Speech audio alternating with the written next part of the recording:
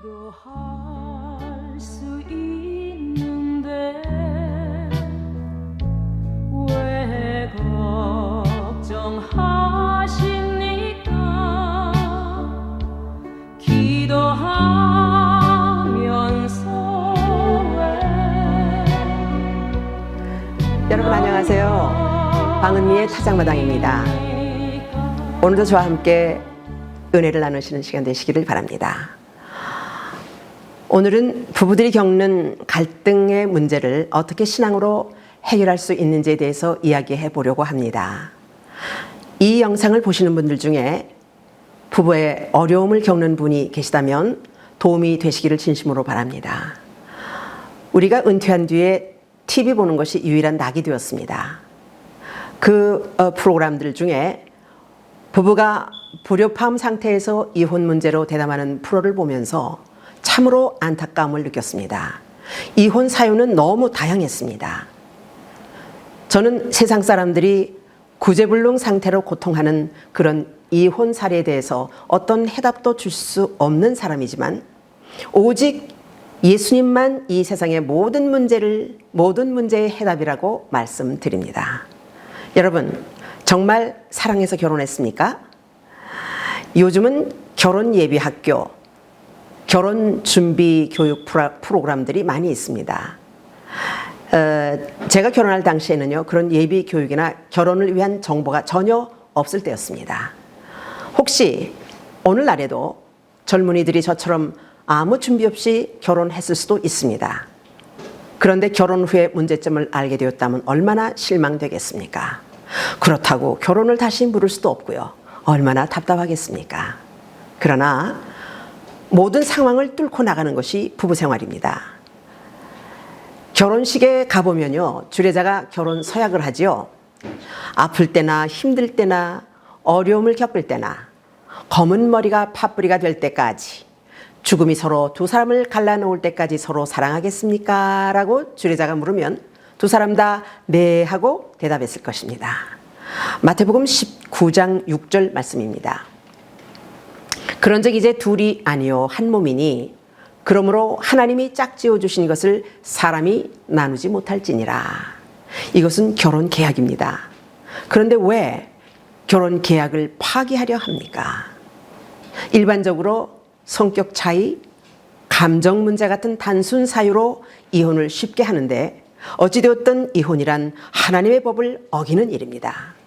왜냐하면 결혼은 하나님이 제정하신 법이며 하나님의 위대한 프로젝트이기 때문입니다. 결혼이란 남자와 여자가 서로 다른 존재라는 것을 인정하는 데서부터 부부 생활을 시작해야 한다고 생각합니다. 남자와 여자는 서로 생리학적인 구조도 다르고 인체적인 모양도 다르고 생물학적 반응도 기능도 각각 다르게 만들어졌습니다. 또 살아온 배경, 각 가정의 형편과 성격, 학벌, 취미, 식성, 사고방식 등등 모든 것이 다 다릅니다.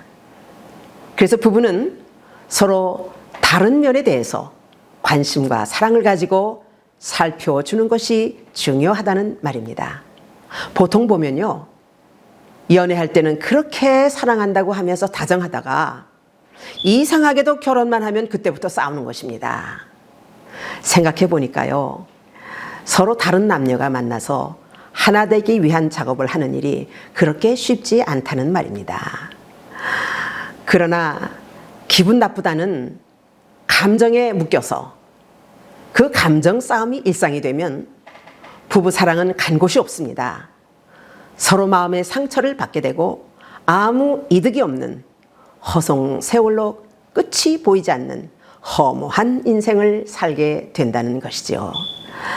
에베소서 5장 22절 24절에 이렇게 말씀합니다. 아내들이여 자기 남편에게 복종하기를 주께 하듯 하라. 이는 남편이 아내의 머리됨이 그리스도께서 교회의 머리됨과 같음이니 그가 친히 몸의 구주시니라. 그러나 교회가 그리스도에게 하듯 아내들도 범사에 그 남편에게 복종할지니라. 아내들에게 주신 하나님의 명령은 복종, 순종입니다. 베드로전서 3장 1절 말씀이에요. 아내들아, 이와 같이 자기 남편에게 순종하라. 이는 혹 말씀을 순종하지 않는 자라도 말로 말미암지 않고 그 아내의 행실로 말미암아 구원을 받게 하려 함이니. 또 고린도전서 7장 16절 아내된 자여 네가 남편을 구원하는지 어찌 알 수 있으며. 혹시 여러분 중에 남편이 믿지 않는 분이 계십니까? 하나님께서 남편의 구원을 위해서 부부가 되게 하셨다고 한번 생각해 보세요. 얼마나 귀한 일입니까? 그래도 이혼해야 합니까?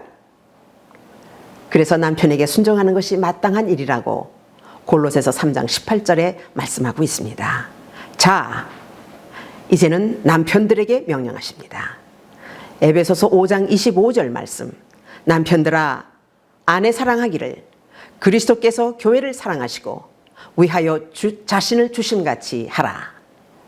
성경에서 예수는 신랑이며 교회는 신부라고 말씀합니다. 그리고 자신을 주심같이란 예수님이 십자가에서 죽기까지 신부인 교회를 사랑한다는 뜻입니다. 이와 같이 남자에게는 아내를 위하여 죽기까지 사랑하라는 말씀을 주신 것입니다. 그러면 오늘날 내 목숨처럼 죽도록 아내를 사랑하는 남편이 과연 몇 명이나 있을까요? 에베소서 5장 28절 말씀입니다. 이와 같이 남편들도 자기 아내 사랑하기를 제 몸같이 할지니 자기 아내를 사랑하는 자는 자기를 사랑하는 것이라. 여자는요, 남자의 몸에서 나왔다는 거 다 아시지요? 그래서 한 몸이라는 말입니다. 그러므로 죽기까지 아내 사랑하는 것은 자기 몸을 사랑한다는 뜻입니다. 그러면 실제적인 생활 한번 생각해 보겠습니다. 남편은 가장으로서 가정과 가족을 지켜야 하고 가족들의 생계를 지켜야 할 책임과 사명이 남편에게 있다는 말씀입니다.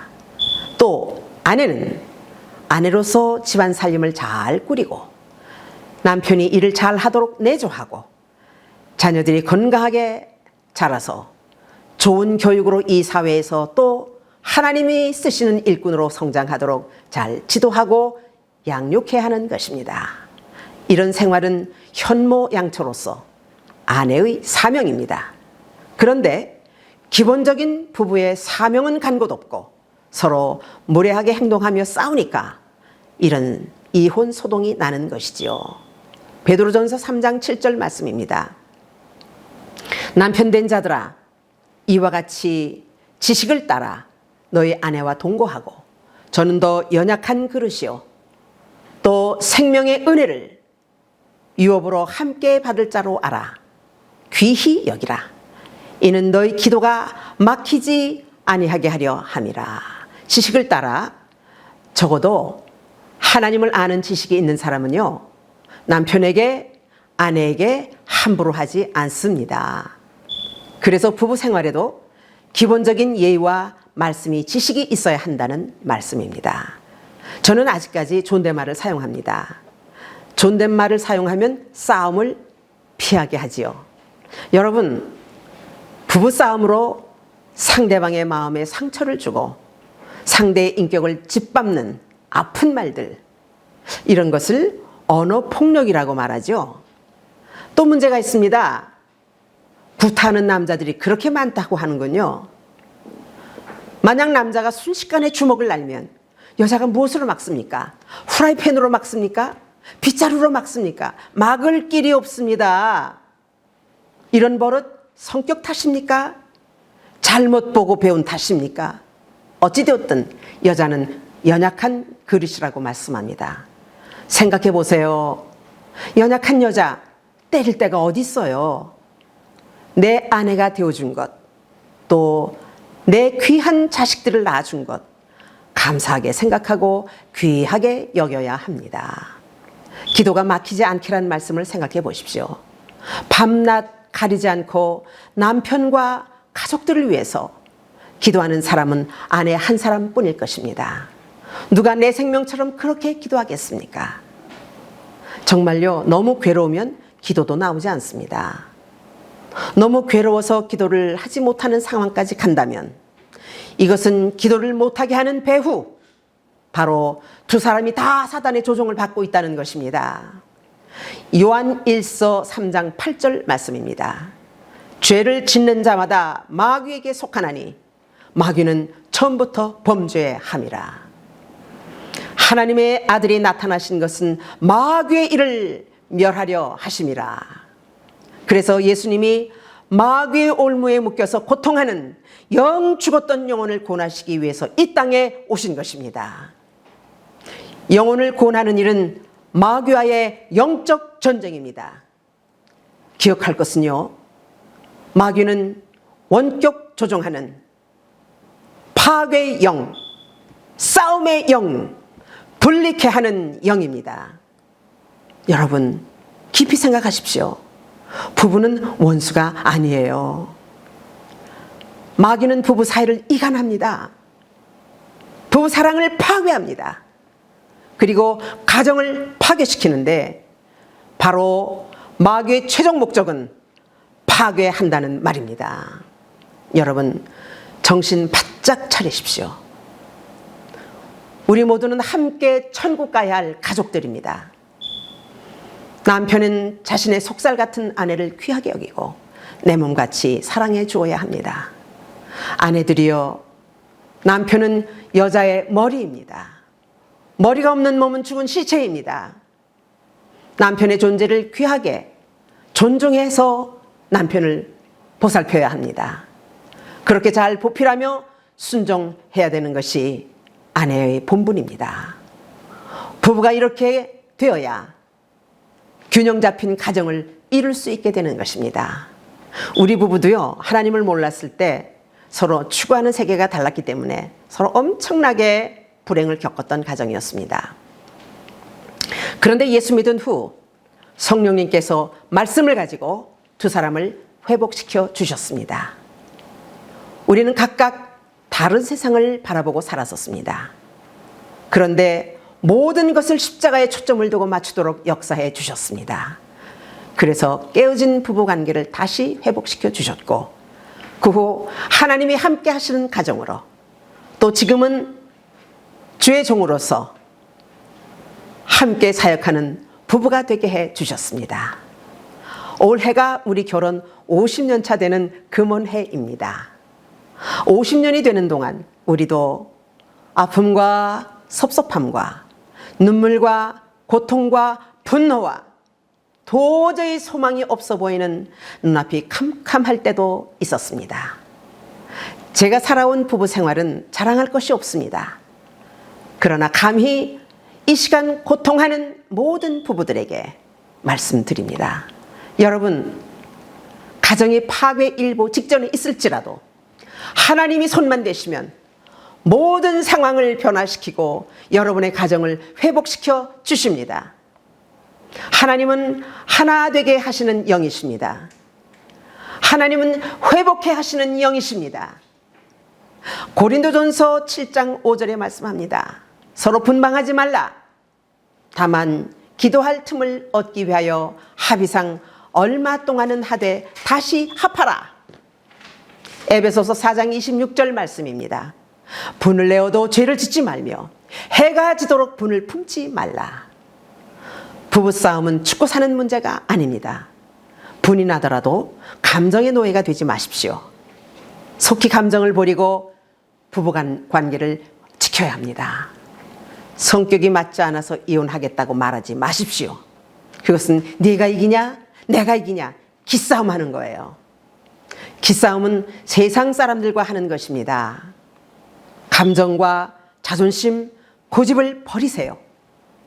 상대를 이겨보려는 그런 치졸한 생각을 버리십시오. 그리고 귀한 당신의 결혼 생활을 낭비하지 마시고 속히 화합하십시오.